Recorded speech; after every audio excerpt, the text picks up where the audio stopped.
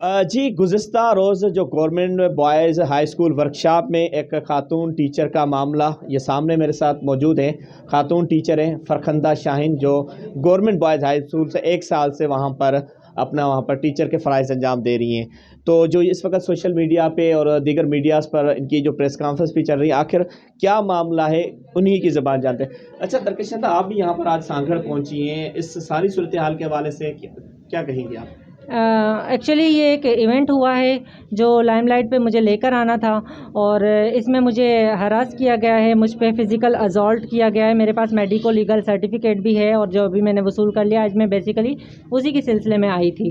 تو یہ سارا معاملہ جب ہوا تو ورک شاپ میں ہی ایک شاپ میں میڈیا کی طرف بھاگی تھی، تو میڈیا ہاؤس میں ہی مجھ سے جو ہے موبائل چھینا گیا، جس موبائل میں ویڈیو تھی. جو جناب کہہ رہے ہیں کہ میری جیب سے انہوں نے موبائل نکالا، تو وہ میری ویڈیو بنا رہے تھے سامنے سے ہی، تو تبھی میں نے ان سے موبائل لیا تھا. ان کے کیا کنسرنس تھے، میری اس معاملے میں زیادہ زور اسی بات پر ہے کہ ان کے مجھ سے کیا کنسرنس تھے، وہ میری ویڈیو کیوں بنا رہے ہیں. راجہ ندیم صاحب، ان کے پیچھے کیا حقیقت ہے، ان کا موبائل کا فورینسک لیا جائے.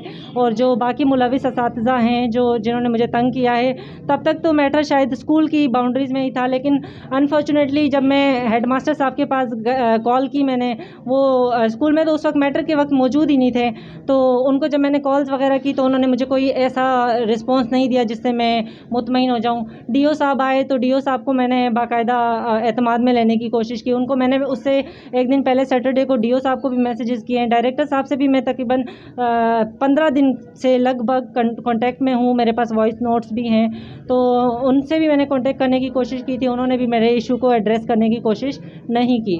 اور جب یہ سارا معاملہ اس طرح طے پایا تو اب مجبوراً مجھے اداروں کا سہارا لینا پڑ رہا ہے.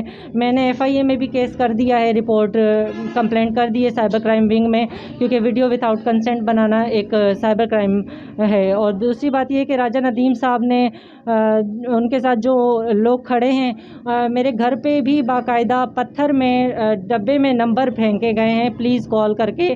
عمران جٹ کا نام میں لوں گی، ٹھیک ہے. تو ان کے بھی وائس نوٹس میرے پاس پڑے ہیں. انہوں نے مجھے یہ کہا تھا کہ مجھے بس بدنام مت کرنا، میں معذرت خواہ ہوں. لیکن آج جب میں سوشل میڈیا پہ دیکھ رہی ہوں تو وہ کمنٹس جو پاس کر رہے ہیں، بات یہی ہے کہ یہ سارے چاہتے کیا ہیں. میں ایک شہداد پور سے ایک ایریا سے آئی ہوں، اعلیٰ تعلیم لے کر آئی ہوں کراچی سے.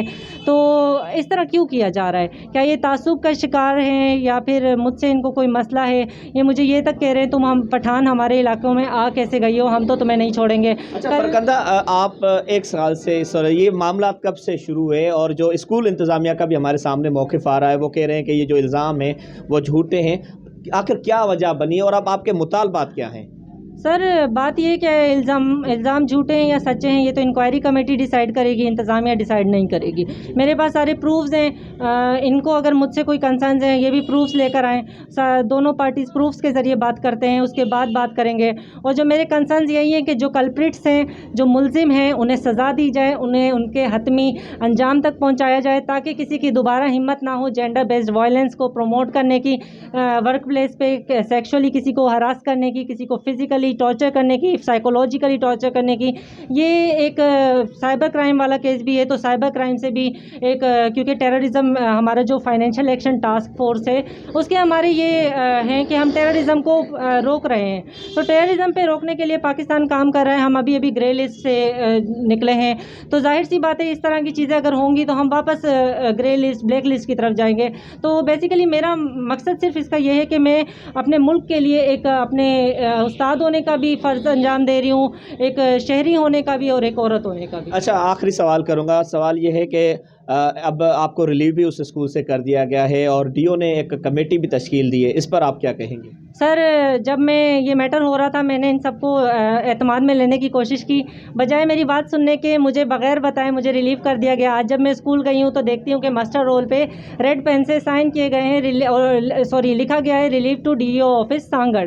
تو کوئی اس کا پروپر ایک چینل ہوتا ہے، میکینزم ہوتا ہے ریلیو کرنے کا بھی، شو کاز نوٹس ہوتا ہے، کوئی چینل فالو نہیں کیا گیا. اتنا امیڈیٹلی مجھے ریلیو کیوں کیا گیا، میرا سوال یہ ہے.